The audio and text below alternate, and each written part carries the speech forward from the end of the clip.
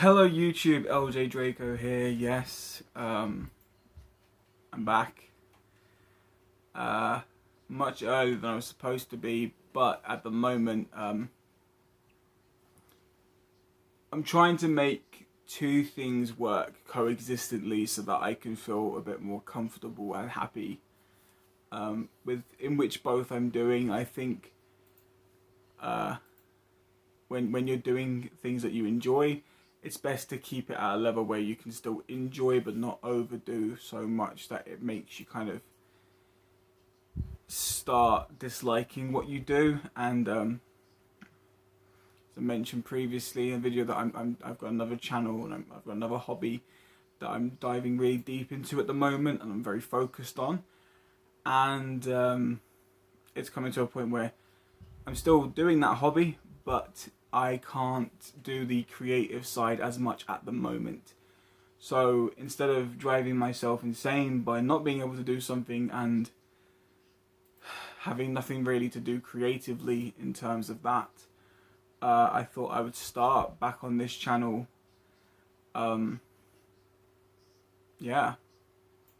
So as you can tell by the title of this video, yes, I am back, and I'm back with a top 20 3D Blu-rays in my collection. Now, as you may have noticed, the channel name also changed back to what it originally was. It is LJ Draco's Movie Channel. Just because LJ Draco's 3D channel, it didn't feel right. I thought it would make me feel happier having that title, because specifically 3D, that's the main thing I love about my movies. I love movies in general, but 3D is my favourite part of my collection. It just didn't feel right, that name changing after so long, and I think that having the name back to what it was makes me feel just that little bit happier. Plus, there's going to be times where I'm going to talk about movies that may not have 3D releases, like certain collections and movies that I've bought or that I own, that I've been bought. So it just makes sense having the movie channel. Anyway, yeah, so this is my top 20 as of 2021 at the moment. Now, I'm not going to get into titles that haven't been released in 3D over here yet. And I'm not going to talk about ones that aren't getting 3D titles, because this is meant to be an enjoyable video. It's not going to be enjoyable if I'm angry at the beginning. So, honorable mention is a movie that I really like. I couldn't actually fit it really into my top 20 just because it just missed the mark. It's really good. It's got an actress in it I can't stand, but it just missed the actual 20 mark. So honorable mention, it does go to DC's Aquaman. This, I don't own the new Wonder Woman 84 in 3D yet, and I will hopefully soon, but I don't at the moment. Out of DC's 3D movies, Wonder Woman, Batman vs Superman, and Aquaman are the top three. Aquaman does have stronger 3D than Batman vs Superman and Wonder Woman. So that's why this would have made the list, but it just missed out on being top 20 best in my personal collection. And I will say this before continuing on with the actual top 20. My top 20 is my personal opinion of my collection. So when I say like Aquaman is great, but it didn't make my top 20, in the comments if people go like, oh, you know, oh, that should have been like your top 5. Oh, it's in my top 5. I'm glad it could be in your top 5. I'm also happy if it's not, if you don't like the movie in general. But my lists are my lists, and they're my opinions and my thoughts. It doesn't matter if someone else doesn't have the same opinion. I'm happy to listen to that, and I'm happy to hear why your opinion is different to mine. I'm always welcome to that. I'm always welcome to them types of conversations, because not everyone's going to agree, and that's the fun part of being a collector, is the fact that talking more about the disagreements is more fun than talking about the agreements. I always feel that way. But if you go, oh, you're wrong, well, guess what? No, I'm not. It's my video, my opinion. Everyone feels the same way. Right, okay. Top 20, here we go. Yeah.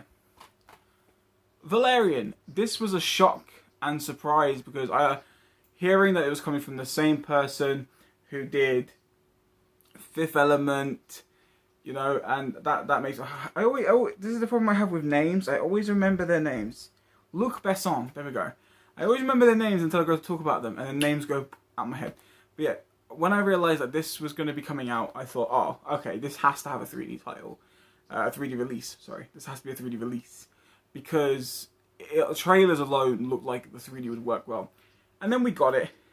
And I was, as I thought I would be, I was pretty much blown away. The 3D for this is stunning. It does have a beautiful 50-50 pop and depth to it. And that makes it fun for me. I love that. I love the fact that it's 50-50 depth and pop, because it makes it a perfect 3D Blu-ray in my eyes. And I know there's a lot of people that disagree with that.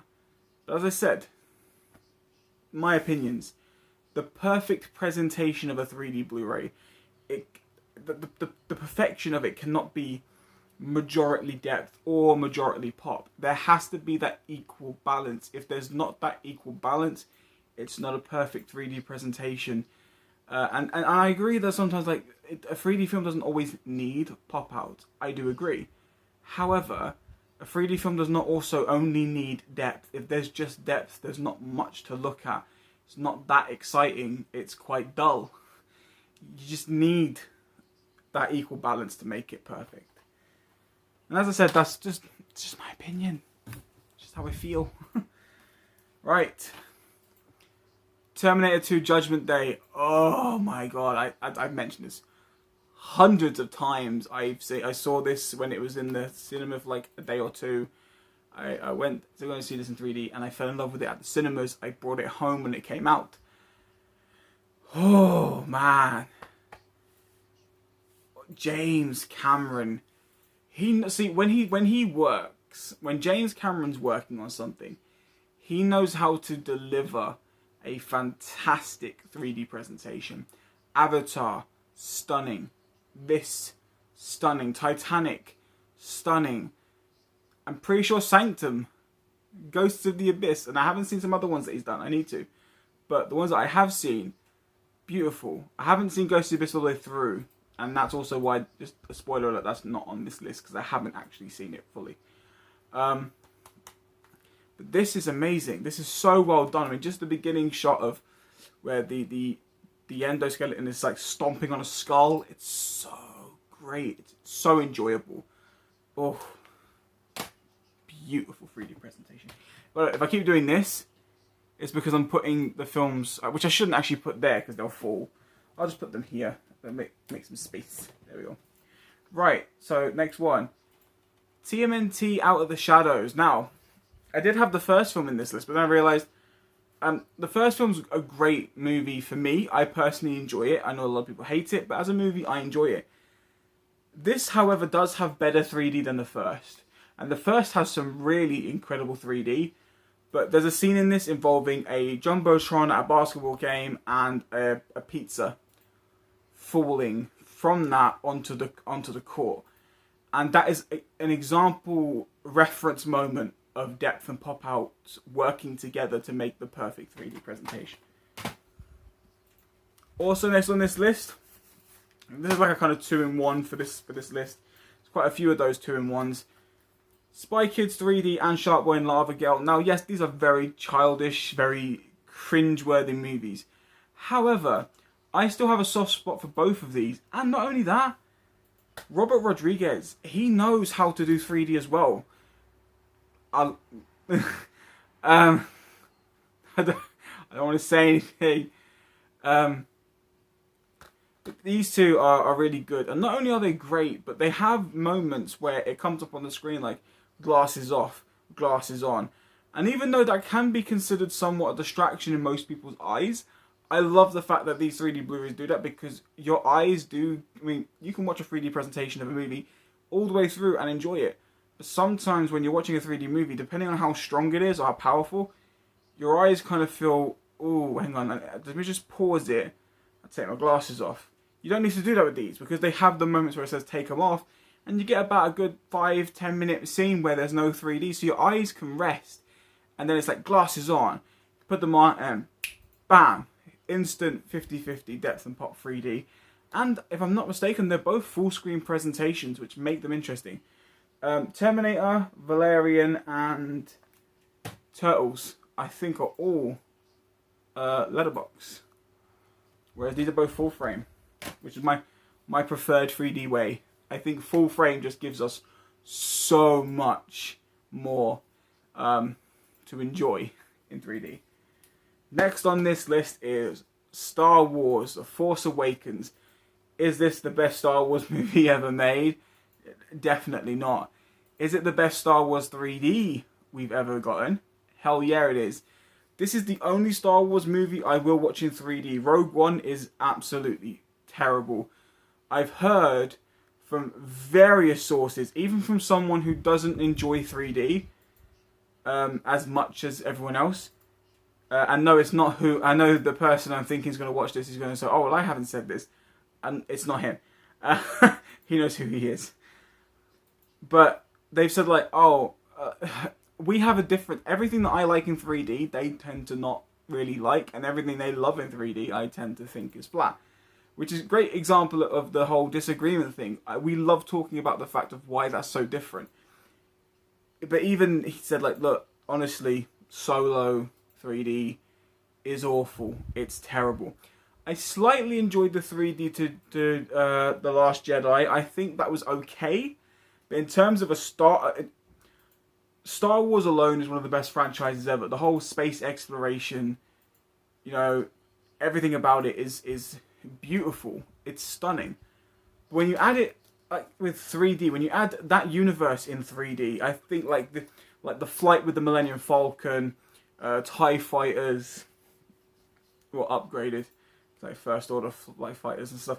But like X-Wings, just any scene involving the flying or the landscapes alone in this are stunning in 3D, and this definitely shows it. It's also letterbox, but I really enjoy it. Oh, definitely in my top 5 favourite 3D movies of all time. Pacific Rim, Guillermo del Toro. This is a stunning full-frame 50-50 depth and pop presentation. A fun movie also, a very fun movie to enjoy. I still would have loved a kind of like Godzilla versus the Jaegers. Idris Elba in this movie is freaking amazing. It's just one of those movies that even in 2D is very beautiful to look at and you can switch off, but in 3D it just sucks your mind in so much. Like there's a scene, I talked about this before I think, but there's a scene that I paused where Charlie Hunnam is trying to get out of the bed, and I paused it, and even when paused, you can see the bed is like, it's like far into the screen, and you kind of like see him leaning out of the screen.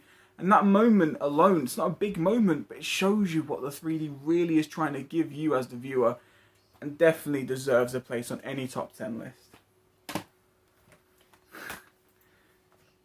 Megamind. This movie is just fun all round, and with its 3D presentation added, it's just so much more fun. Letterbox as well, I think, if I'm not mistaken, I could be, but I'm pretty sure it's a letterbox presentation. Definitely a load of fun for a movie, but for 3D, and I think this is definitely, if you've got kids and they're old enough to watch 3D, this will definitely be a must watch for them and a must own for you to show them, because it's really fun, and the 3D, it kind of like, there's a lot of scenes involving flying and using big machines, landscapes, pictures on strings, and this really focuses on the individual like 3D space between these items and makes it more fun. And along with that, definitely in the same category as that, Monsters vs. Aliens. I can't even say enough about why this should definitely be on everyone's top 10 if it isn't. For an animated like kids movie, it's hilarious, it's fun, it's exciting. With 3D added to it, it's one of the best 3D kids movies to exist. Next up is probably the utmost best 3D converted Blu-ray to ever exist, and just by that statement alone, everyone will know what I'm talking about. It is Jurassic Park. I was not expecting this to look as fantastic as it does, to find out that it was converted 3D, it was not filmed in 3D. This actually proves to people that when you've got a passion for doing something right, I mean, the people who made this 3D, they must have really wanted to see this in 3D. They must have gone, right, this is how we want to see this scene, this is how we want it to look, and this is how we're going to make it. The fact that I've seen a lot of films that could have been beautifully converted into 3D and failed This shows how it can look when done right. And not only that, it's a classic movie about dinosaurs. And adding the 3D to it, it makes you feel like, you know, you're in that park. You're there. You're surrounded by these dinosaurs. You're going through this adventure with these people. It's not just a movie. Some people may find that distracting. That's kind of sad to hear because, you know, you should never be distracted by such a beautiful 3D presentation. However, for other people, it's not a distraction. It's what we want, escapism. We're being taken out of the real world and we're being brought into, all this movies being brought out to us to enjoy in a whole new way. I love that. Journey to the Center of the Earth. This is tied with its sequel, which is on the shelf. I think that they both have really good 3D. I know my friend Roger, I know he thinks that Journey 2 has a stronger 3D presentation. I think it definitely has a strong 3D presentation. However, this one does something that the sequel never did, which was this one shows you right at the beginning the level of 3D it goes into with this kind of like beetle-like creature with these long antennas. You see it at a bird's eye view at first, and you see the ground is quite far in, and then you see this 3D shape come up on top of it, and then it cuts to like a face-to-face, and the antennas are like sticking right out at you, and they're like doing this. It's a really cool moment just to go, right, this is what you can expect at the beginning, and this is what you're going to get throughout the whole film. And it continues on that trend. Whereas the first film, you didn't really get that to show you straight away, like, this is what you're going to be seeing. So, I personally think this shows you instantly what kind of 3D presentation you're going to get. Not only that, I like this movie a bit more. Maybe it's because it's the first one I saw. I don't know. I do love the sequel. I think it's a great sequel, and I think it's a very fun movie.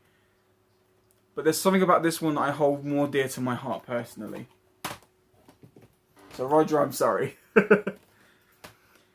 Okay, next up is Hugo. I'm not a big Scorsese fan. I don't like his way of thinking as much as most other people do.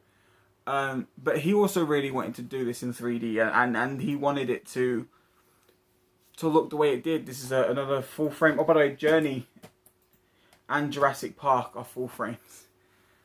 But this is also full frame. And there's scenes, a beginning with the Paris train station. It's beautiful. Lots of depth and pop. There's snow. You get a nice individual space between the snowflakes, which is stunning. A very all-round, beautiful 3D moment. Movie, an enjoyable moment when watching, I mean. Definitely a must-own. Even if it's not in your top 10, highly recommended.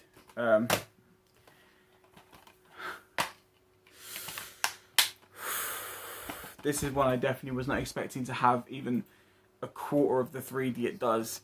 And this is Doctor Who Day of the Doctor. This has some of the best 3D I've ever seen in my life. And for a Doctor Who like feature-length episode, it's stunning. I mean, there's a scene involving a Gallifreyan painting, which Doctor Who fans know isn't really a painting as such. But it's like, when they look at it, you see the frame in the middle of the screen. There's already a depth between the Doctor and the frame. But then when they look in, there's further depth that stretches so far back. It's like you are looking at a 100-foot drop if you were leaning over it. That's how far it looks. It's impressively done.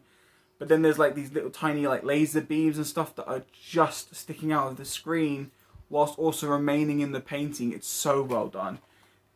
Definitely a must pick up as well.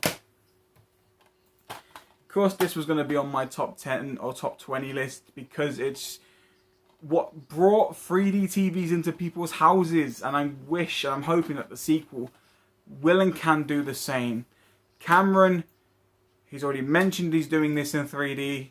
He's mentioned he's doing them all in 3D, and he said he makes sure they get put out to homes, and I hope he sticks to that. It is Avatar. I know this is an overrated movie. I know people say it's boring or that it's a Pocahontas ripoff and all this. Who knows? Maybe it is. But personally, One of my favourite movies of all time. Story is amazing. The effects are beautiful. The fact that watching it on Blu-ray looks like you're watching it on 4K. The colours pop in places they should. And they are naturally lit where they should be as well. The 3D adds so much to this. Just yet again, that scene at the beginning where Jake Sully's coming out of this hibernation chamber. And you see this little droplet of water just floating. And then it opens up into this drawer. Massive depth while Pop's still throwing in your face. You are just overwhelmed in a great way by this amazing 3D presentation. Definitely a top 10 worthy film. Next up is another child's movie, House of Magic, or if you live in the US, it's called Thunder and the House of Magic. Great kids movie. Definitely pick this up. 3D is a 50-50 presentation as well. Let's just put it this way, all the films on this list are going to be 50-50 presentations, and half of them are going to be letterbox, half of them are going to be, well, 3/4 of them letterbox, 3/4 of them full frame, and just that little bit remaining of like IMAX ratio changing. But this is definitely a fun 3D movie. Another children's movie that definitely has 50-50 that is also extremely fun, enjoyable, loving. There's a scene in this that I'll talk about as soon as I show which one it is, and it is A Turtle's Tale.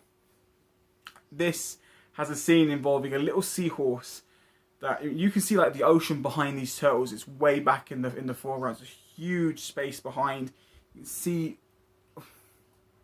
all this space behind them.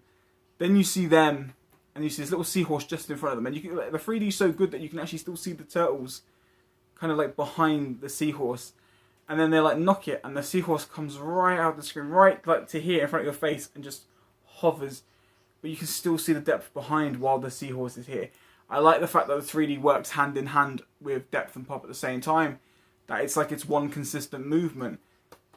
One of the first to actually make that work properly, and I love that. A movie that is so underrated and gets crapped on so much by people, and I don't know why. It's not one of the worst movies in the franchise. It's not one of the worst movies in the saga. I think people need to really look at which one is really the worst movie, because this is definitely not it. I mean, I'm not saying it's one of the best either, but I've seen worse in this franchise. It's Captain Marvel. I love this movie all round. I think the movie's fun. It's great.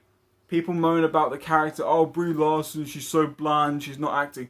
No, she isn't. She does make funny jokes, and she is quite sarcastic. But there's going to be moments where she has her serious face on, because, spoiler alert to anyone who hasn't seen it, but she doesn't really remember much about herself. So she can't really, there's going to be moments where she's joking and making quips, but there's other times where she's sitting there thinking, like, who the hell am I anyway? Like, I don't mind this happening, I don't mind doing that, but like, what is the point? What am I doing this for? I don't remember who I am. So she's going to have moments where she's blanked-faced because she doesn't know what to say. She doesn't know what she's thinking. But overall 3D, I think this is the ratio shifting. Other than that, I think this has a fantastically beautiful 3D presentation. Avengers Endgame, Infinity War, none of that. Even Thor Ragnarok was a very close one to this, is not on this list. And it's not because they're not as great as this. It's just, I don't want to pick too many from one specific franchise, because then, I mean, I could do a whole top 10 list on just Marvel movies that are great 3D. I don't want to do that.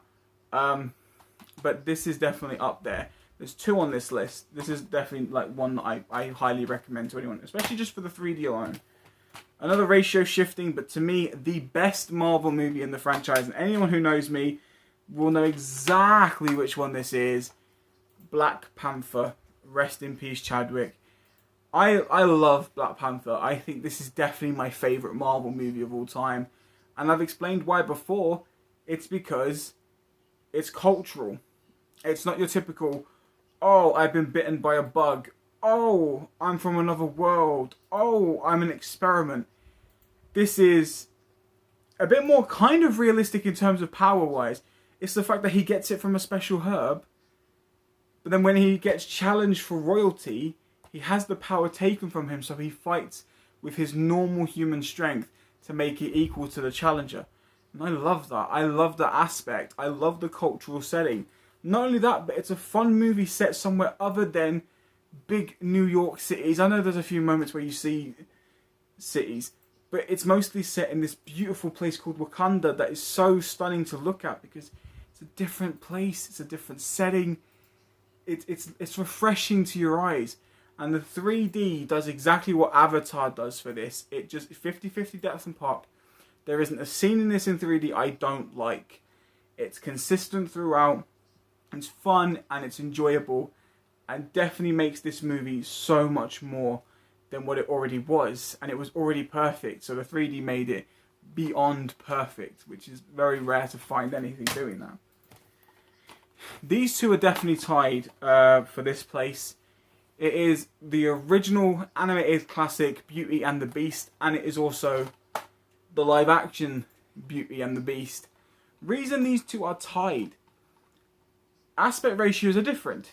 Original is full frame, new is letterbox. That's kind of a shame.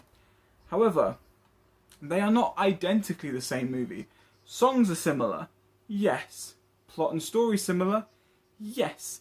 But there's also some differences in this. There's even a song in this one that really adds to Beast's character that is not in this one. And I think that makes it so much better. The 3D to have both of these is 50-50 depth and pop on both presentations. There is nothing different about them in terms of what the 3D is trying to offer, regardless of aspect ratio. You get the same amount enjoyable 3D from both presentations and both movies. That makes it a great back-to-back watch for me personally. Right. I'm only going to be talking about one movie out of this trilogy set. It is Creature from the Black Lagoon.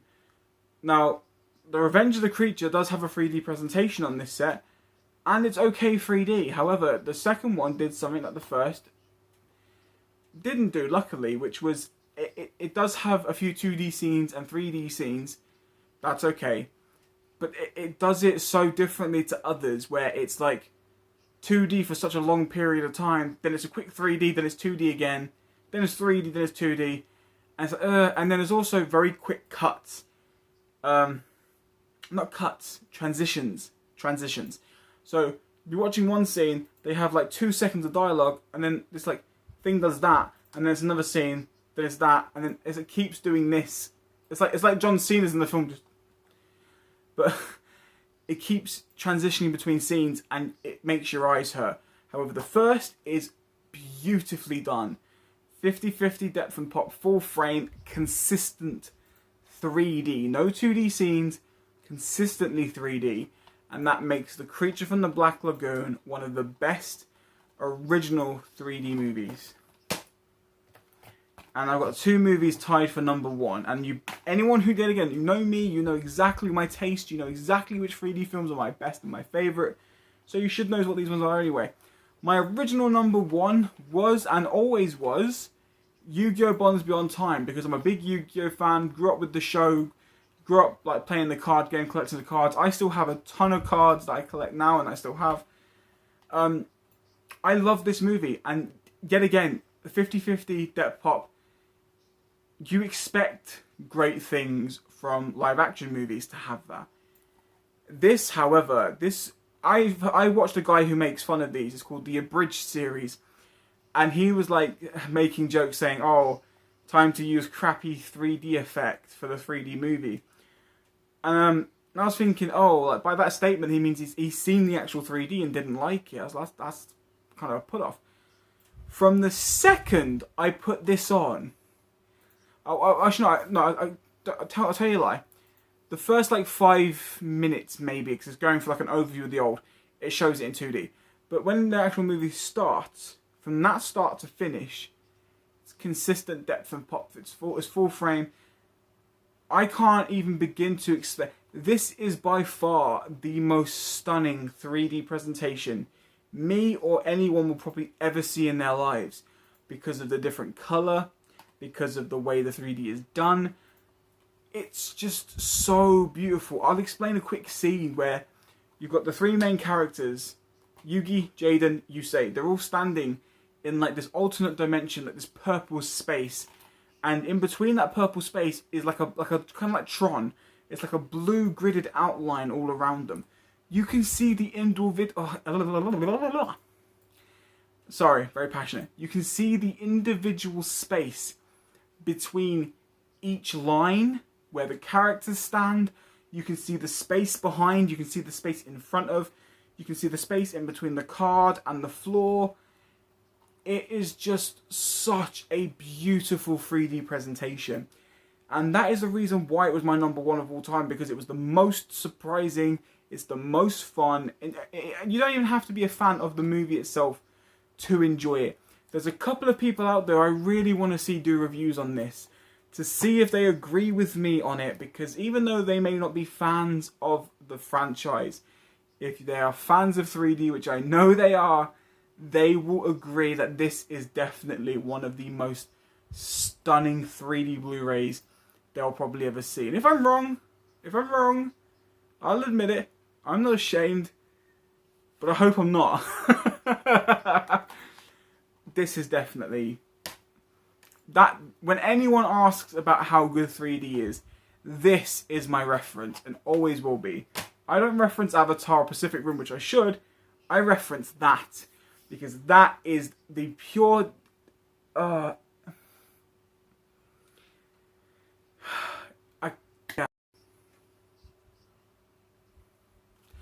that is the pure version of the movie, and of 3D, I should say.